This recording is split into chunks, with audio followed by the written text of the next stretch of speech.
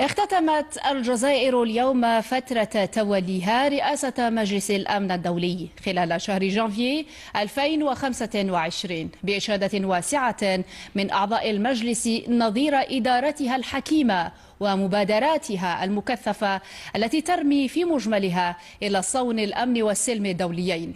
وفي ختام الجلسة العلنية الأخيرة أعرب ممثل الجزائر الدائم لدى الأمم المتحدة عمار بن جامع عن خالص تقدير الجزائر للدعم المقدم طوال هذا الشهر الذي كان حافلا بالأشغال.